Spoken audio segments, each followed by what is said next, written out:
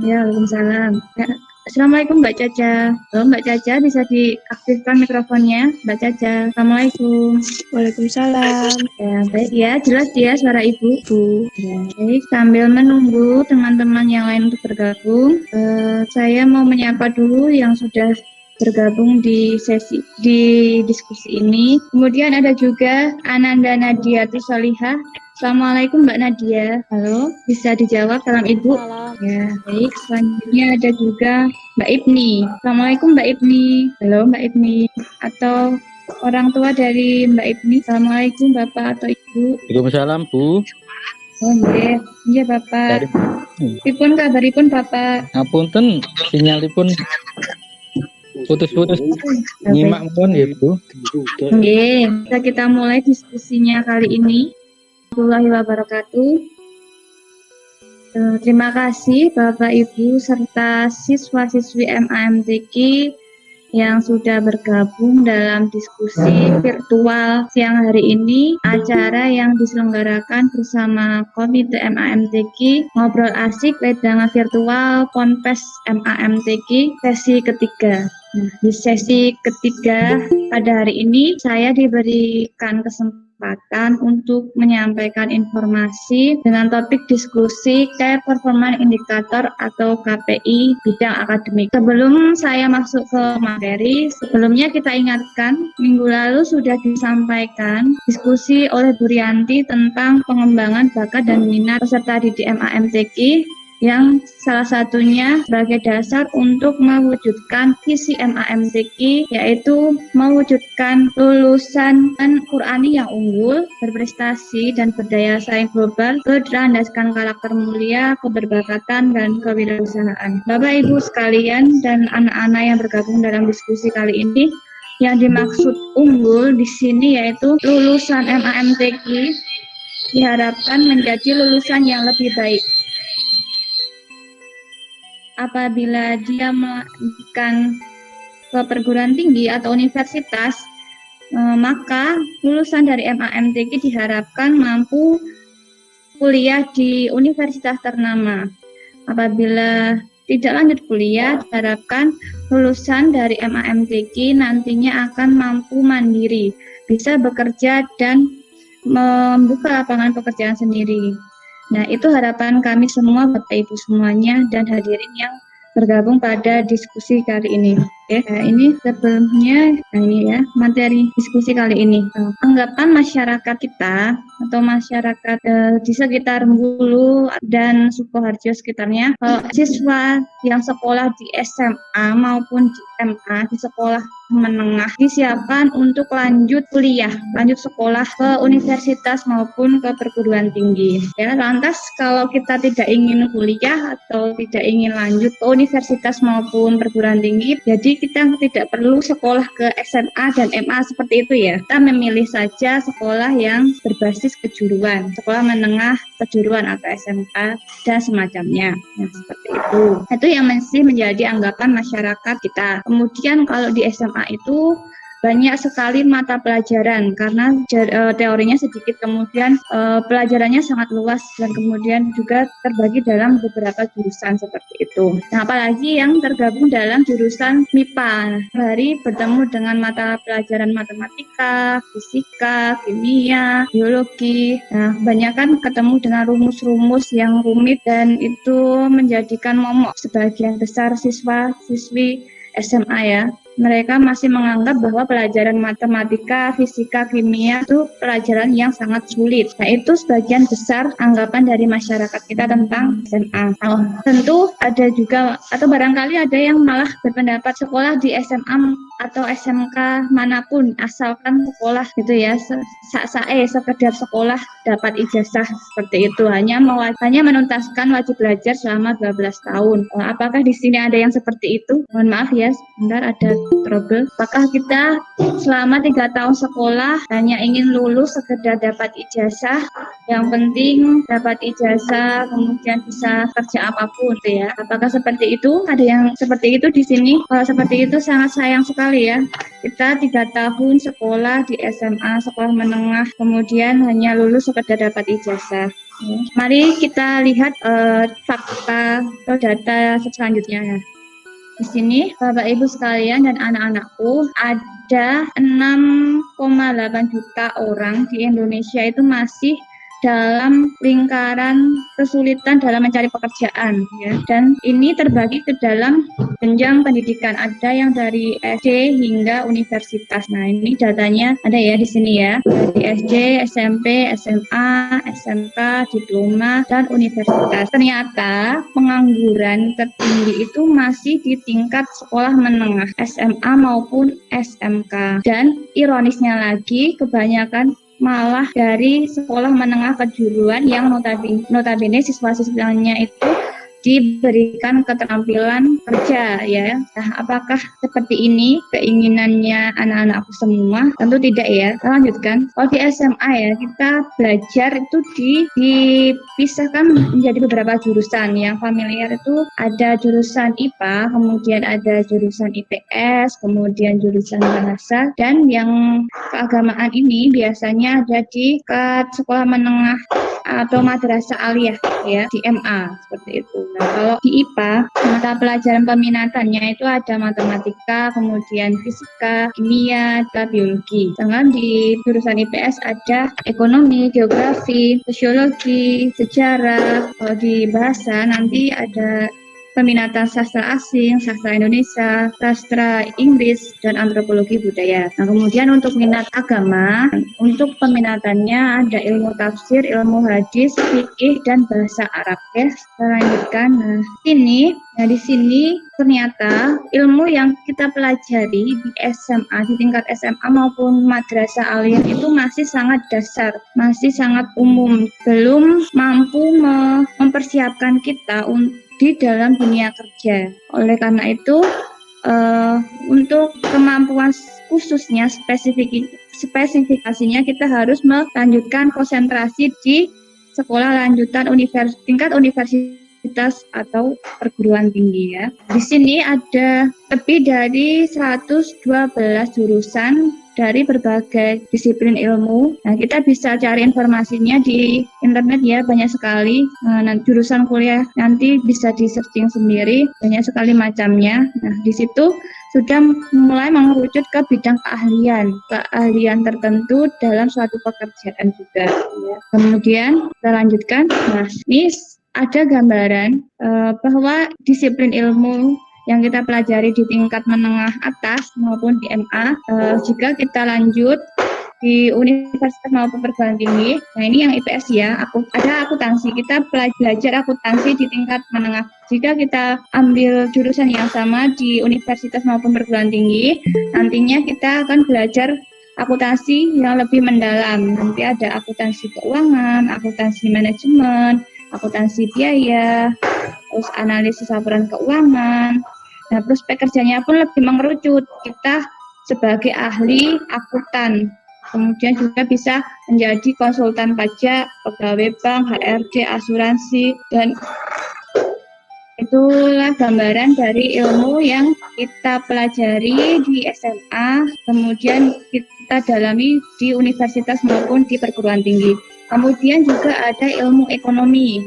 Ini ilmu ekonomi itu luas, ya, ada ilmu ekonomi makro maupun mikro. Kemudian ternyata dalam ilmu ekonomi itu bukan hanya sekedar ilmu perdagangan, di situ juga ada matematika ekonomi, kemudian ekonomi pembangunan, ekonomi publik, ekonomi moneter, perdagangan internasional. Nah, dan prospek kerjanya juga luas, yaitu bisa di bidang penjualan, kemudian real estate, market researcher. Nah, pokoknya masih banyak lagi untuk yang jurusan IPS. Kemudian untuk yang jurusan IPA atau MIPA, belajar kimia, rumus-rumus itu untuk apa sih? Gunanya untuk apa? Padahal di kehidupan kita itu enggak lepas ya dari yang namanya kimia, ya.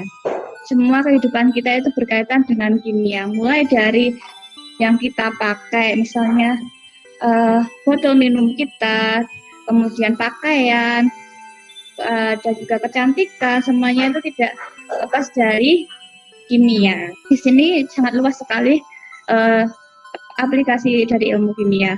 Nah, kalau kita lanjut di universitas kemudian mengambil konsentrasi di bidang kimia, ada kimia dan juga teknik kimia. Nanti kita akan belajar tentang kimia organik, kimia anorganik, analitik, kemudian lainnya. Nah, dan prospek kerjanya juga sangat luas, bisa juga di teknisi tambang. Nah, bayangkan ya, kalau produksi perusahaan tambang minyak itu bisa dibayangkan sendiri seberapa sektor itu menguasai dunia, pasti gajinya pun cukup tinggi, paling tinggi ya mungkin. Nah, selain itu juga bisa bekerja di bidang kesehatan atau juga di quality control seperti itu. Kemudian ini juga yang identik dengan anak IPA ya. Pasti kalau pilih jurusan IPA nanti kuliahnya ingin ke bidang kesehatan, bisa kedokteran, bisa perawat atau ahli gizi dan lain-lainnya. Nah, nanti yang dipelajari juga seputar kesehatan manusia ya, anatomi, fisiologi, kemudian biologi sel, molekuler, biokimia, farmakologi dan lain-lainnya. Dan masih banyak ilmu lainnya yang spesifik di jurusan IPA. Ya, kemudian untuk yang jurusan bahasa, nah di jurusan bahasa ini kita lebih dalam mempelajari bahasa di dunia, bahasa dan sastra ya. Jadi nanti ada bahasa Inggris, ada kemudian konsentrasi ke bahasa Jepang, bahasa Korea. Kita tahu sendiri kan sekarang Korea itu di mana-mana hampir menguasai ya, terutama di bidang industri kreatif. Ada film Korea, drama Korea itu Indonesia menjadi termasuk yang salah satu penggemarnya paling banyak. Kemudian Cina juga menguasai seluruh perdagangan di seluruh dunia, jadi pasti bahasa Cina juga nantinya akan sangat berkembang pesat. Nah, kemudian bahasa Arab, ada juga sastra Perancis, sastra Jerman dan lain-lain ya. Nah, kerjanya apa di bidang bahasa, di jurusan bahasa gitu ya. Kita kan jarang menemui jurusan yang pekerjaan yang ahli dalam bahasa gitu. Nah, kalau bahasa nanti kerjanya juga di dalam penerjemahan bahasa, kemudian jurnalis, di eksportir, perusahaan eksportir, terus kemudian ada editor, ada juga konten kreator dan tutor guide atau pemandu wisata. Kemudian selain bahasa dan sastra ada juga konsentrasi bidang antropologi. Antropologi ini apa sih? Ini ilmu tentang budaya dan kebudayaan masyarakat yang mendiami suatu etnis tertentu. Nah, ini nanti kajiannya tentang kebudayaan populer, kemudian antropologi pariwisata, kajian etnisitas, etnolinguistik, dan lain-lain sebagainya. Nanti prospek kerjanya gimana gitu ya. Kalau antropologi kan jarang sekali yang terdengar kerjaan apa. Kerjanya nanti bisa di bidang personalia karena mereka sudah terbiasa mengkaji tentang cara pikir atau latar belakang budaya dari setiap masyarakat atau etnis gitu. Kemudian juga bisa menjadi pustakawan atau bisa juga menjadi research and development di bidang-bidang perusahaan lainnya. Kemudian masih ada lagi, ini untuk beberapa jurusan, yang ini ada mekanik, ini masih ada beberapa jurusan yang familiar juga ya, ini ada mesin dan mekanika. Nah, kalau mesin dan mekanika ini ilmu utama yang dikembangkan itu dari fisika. Kemudian nanti belajar tentang kinematika, dinamika, kemudian mekanika fluida, termodinamika, mekatronika, elemen mesin dan lain-lain sebagainya. Nah, ini prospek kerjanya juga sangat luas, yaitu menjadi teknisi dan operator pabrik, kemudian juga sistem analisis, mekanik pesawat dan masih banyak yang lainnya. Ya. Kemudian juga tidak kalah pentingnya yaitu di akidah, kemudian Al-Quran dan Al-Hadis, tafsir, muamalah, manajemen dakwah, tarik dan lain sebagainya. Nah, ini utamanya kalau begitu Islam ya sebagai pendakwah juga bisa menjadi penulis, pendidik maupun ahli tafsir. Lantas gimana sih caranya kalau kita ingin ke perguruan tinggi? Ternyata tidak mudah juga masuk ke perguruan tinggi atau universitas. Nah, ada 3 jalur masuk universitas yang kebanyakan itu kuota terbanyak melalui ujian tulis atau yang sekarang itu memakai ujian tulis berbasis komputer yang disebut dengan UTBK ya. Oke. Nah, karena masuk perguruan tinggi itu tidak mudah, tidak semua orang diterima karena kuotanya terbatas, maka kemudian untuk mempersiapkan itu semua tidak jarang siswa-siswi maupun Bapak Ibu sekalian mengikutkan putra-putrinya dalam les tambahan ya. Les tambahan di luar jam sekolah. Itu utamanya untuk persiapan masuk perguruan tinggi untuk menghadapi UTBK atau ujian tulis berbasis komputer. Nah, kita sering jumpa ya di lembaga-lembaga bimbingan belajar ada yang menawarkan jaminan masuk universitas atau perguruan tinggi. Dan itu mereka tidak asal memasang tarif dengan patokan tertentu, bahkan ada yang sampai fantastis ya, nominalnya itu hingga 15 juta itu hanya untuk persiapan selama kurang lebih 1 tahun persiapan untuk UTBK dengan program yang eksekutif, kemudian intensif seperti itu. Ya, biasanya anaknya sampai di karantina di asrama supaya benar-benar fokus latihan untuk persiapan UTBK. Ini timbul biaya lagi, sudah full sekolah, kemudian bayar les tambahan, les UTBK, ini tentu sangat membengkak sekali ya biayanya seperti itu. Nah, sebenarnya konsep bimbingan belajar itu tidak jauh berbeda dengan konsep di sekolah. Mereka memberikan frekuensi dan jam yang lebih untuk belajar, kemudian latihan soal UTBK.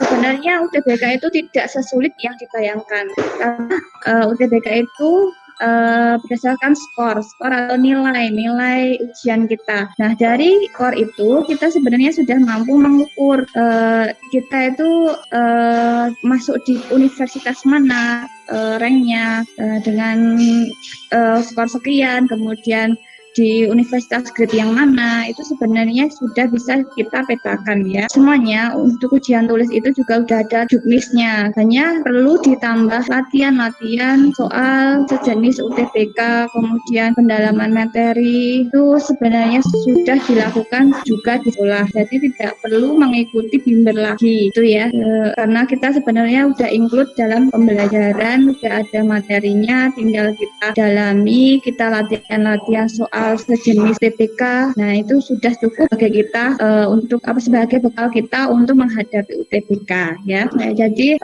tidak perlu keluar biaya lagi, apalagi sampai 15 juta itu ya. Itu ya kalau menurut saya ya sangat-sangat tinggi. Hanya untuk 1 tahun program bayarnya 15 juta. Sedangkan kalau kita sekolah mungkin 3 tahun di SMA belum tentu keluar biaya sebesar itu ya. Oke, baiklah, kita lanjutkan saja. Nah, apakah sampai di sini saja permasalahan masuk UTBK? Kalau udah masuk universitas, apakah udah menjamin kita akan sukses, kemudian menjamin kita mendapatkan pekerjaan yang layak, penghasilan yang bagus ya? Tentu masih ada step-stepnya ya, masih ada proses di perkuliahan. Nah, ini ada 2 gambar ya, ini judulnya kuliah tidak asal kuliah. Ini ada 2 anak panah ya. Ini yang kiri ada gambar Wongbai, kemudian drop out, kemudian gambar ini ya, sarjana memegang plakat bertulisan no job. Kalau dalam bahasa Indonesia itu enggak ada pekerjaan. Kemudian yang sisi sebelahnya ada gambar ini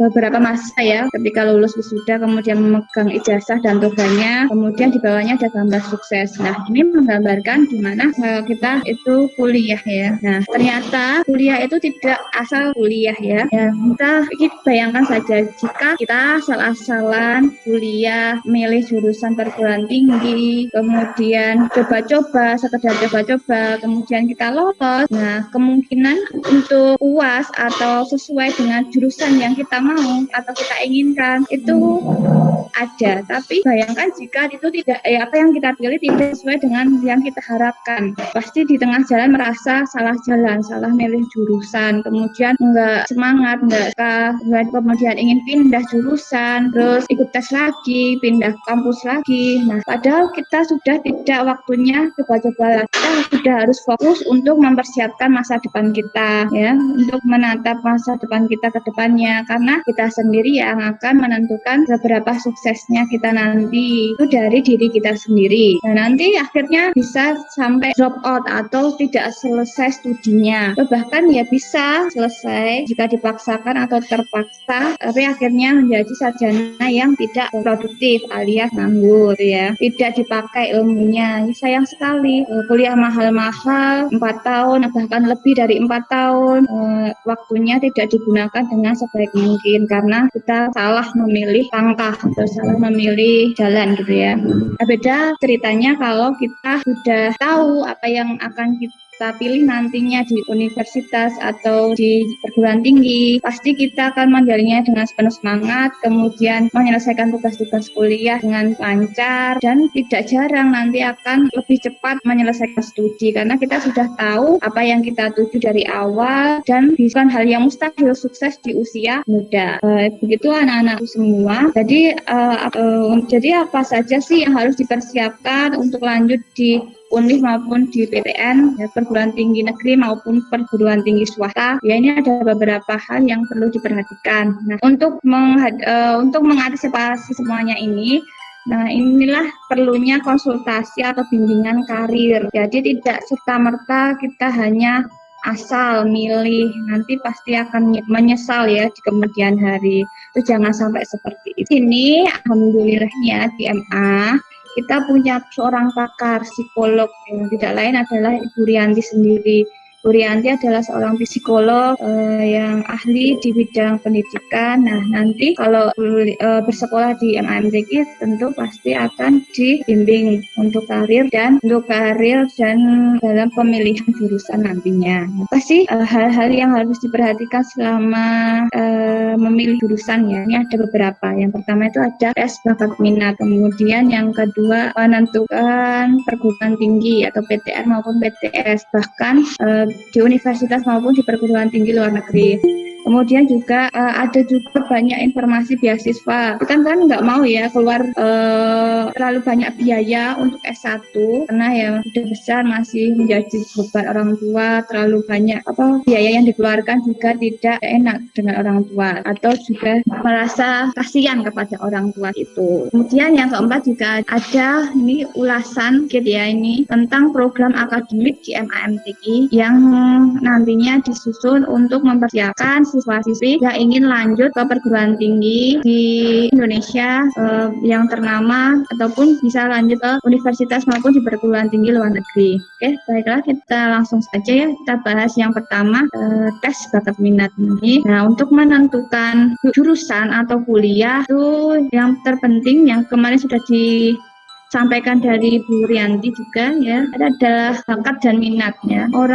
Setiap orang itu tidak sama bakat dan minatnya. Kemudian ada bermacam-macam juga kecenderungan. Ada yang lebih cenderung ke seni, ada yang ke logis, matematis, kinestetis, bahasa, kemudian visual spasial, natural, kemudian interpersonal maupun intrapersonal. Nah, dari bakat dan kecenderungan minat inilah yang akan digunakan untuk menentukan jurusan apa yang sesuai dengan kita. Nah, jangan sampai kita menginginkan jurusan yang mengharuskan kemampuan matematisnya tinggi, sedangkan kemampuan matematis kita itu kurang. Tentunya kita akan kesulitan dalam mengikuti perkuliahan nantinya. Juga bakat kita atau potensi kita tidak akan berkembang di bidang itu. Kan itu sangat sayang sekali ya. Yang seperti tadi kasusnya kalau kita salah memilih jurusan. Ini penting. Nah, ini kalau di sini di awal pendaftaran itu sudah ada training bakat dan minat, kemudian juga dites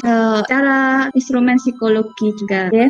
Lanjut saja yang kedua, ini juga ada ini ya, strategi menentukan perguruan tinggi. Jadi di Indonesia itu ada 86 PTN ya, perguruan tinggi negeri, dan itu ya berbagai macam, dari yang grade A, kemudian grade B, grade A sebagainya, kemudian dari peringkat yang paling bagus dan di bawahnya. Itu gimana sih strateginya menembus perguruan tinggi itu? Pasti kita perlu tips-tips khusus untuk bisa masuk ke situ. Nah, itu bisa diukur karena kita tahu passing grade dari masing-masing perguruan tinggi itu ya. Jadi bukan hal yang mustahil lagi kita dari MAM ingin kuliah di UI di Jakarta ya, itu bukan hal yang mustahil lagi karena semuanya itu bisa kita wujudkan ya. Oke, lanjut saja yang ketiga ini. Nah, ini juga ada ternyata yang patut kita syukuri juga, karena kita di lembaga Muhammadiyah, di bawah naungan Muhammadiyah, ternyata Muhammadiyah itu tidak kalah mempunyai kualitas pendidikan yang juga diakui dunia. Dan 6 perguruan tinggi Muhammadiyah itu menduduki hampir 10 besar ya. Kalau di sini ada Universitas UMS, Universitas Muhammadiyah Surakarta. Itu kemarin beritanya UMS itu menduduki peringkat pertama perguruan tinggi atau universitas terbaik di Asia, dan itu tidak jauh dari sini ya, dari Bulu, dari Sukoharjo, karena hanya di Solo. Kemudian juga ada Universitas Muhammadiyah Yogyakarta atau UMY. Kemudian yang ketiga juga ada Universitas Muhammadiyah Malang. Kemudian ada juga Universitas Ahmad Dahlan ada Yogyakarta. Ada juga Universitas Muhammadiyah Purwokerto dan juga Unimus Universitas Muhammadiyah Semarang. Semuanya perguruan di bawah Muhammadiyah itu memiliki akreditasi yang baik.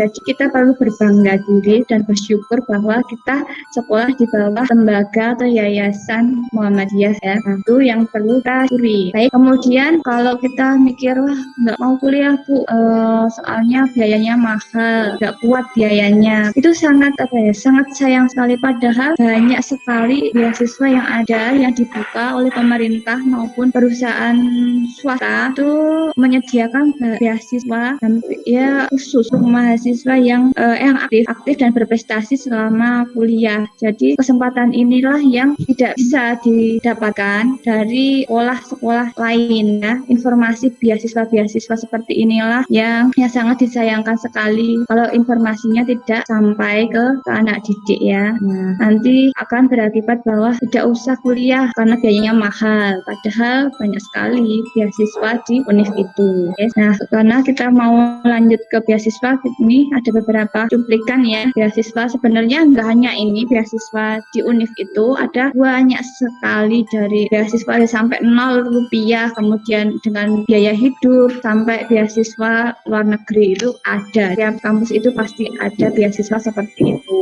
Informasi-informasi inilah yang penting untuk peserta didik yang ingin lanjut kuliah ya. Sayang sekali kalau dilewatkan informasinya. Nah, ini ada yang pertama, ada beasiswa bidik misi. Ini untuk pemerintah ya, beasiswa dari pemerintah. Ini mengcover seluruh biaya kuliah 100% serta biaya hidup. Jadi gratis full selama 4 tahun biaya pendidikan. Itu nggak membayar, kuliah gratis, nggak membayar sama sekali, malah dikasih uang saku tiap bulannya. Enak sekali ya, udah gratis terus dikasih uang saku. Kemudian juga ada beasiswa peningkatan prestasi akademik atau PPA. Kemudian yang ketiga juga ada beasiswa BBM, bantuan biaya mahasiswa. Kemudian ada beasiswa Super Semar, ada beasiswa BUMN dan perusahaan swasta. Kemudian beasiswa atlet yang mempunyai prestasi atletik, ini bisa ikut beasiswa atlet. Kemudian beasiswa prestasi. Nah, yang ini yang perlu dicatat ya, sebagai peserta didik di bawah Muhammadiyah ini ada beasiswa khusus untuk kader-kader Muhammadiyah. Ini terbuka khusus untuk kader-kader Muhammadiyah yang sekolahnya itu di Muhammadiyah. Nah, ini kesempatan besar sekali, sangat beruntung sekali kita sekolah di Muhammadiyah ya.